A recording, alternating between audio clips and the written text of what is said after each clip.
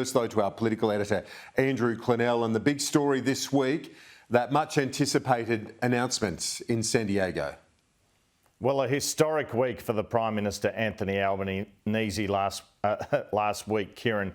And there will be more announcements in the next month in terms of other weapons to be acquired under the AUKUS agreement, hypersonic missiles and the like. To pay for the subs and the weapons, the government has already told us they will need to make cuts to other parts of the defence budget.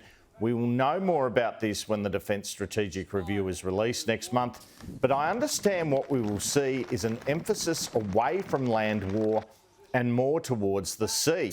In short, less tanks. As one senior government source said to me, the Defence Force recently has been built around a possible land war in the Middle East, as opposed to protecting our own shores. The government believes it did something it did not have to do by giving us the cost of the AUKUS nuclear submarines, which is up to $368 billion. It could simply have foreshadowed a $9 billion cost in the forward estimates, so they argue they have been more open than required. Although the announcement flagged the acquisition of 3 to 5 US Virginia-class subs before British subs are made in Australia, the expectation is that the number we will get will be just 3. We could also get a sub even before 2030. I'm told all the timelines announced were deliberately conservative. Deputy PM and Defence Minister Richard Marles revealed to me this week that the first sub will be second-hand, but it will be no more than 13 years old.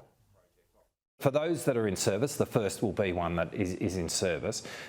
It will come to us with a good 2 decades of life left in it. So in that sense, if we are acquiring it, which is our intent in the early 2030s, it would have that boat would have a life which would extend into the early to mid 2050s, and that would, and in a sense, that's the shortest lived of the boats that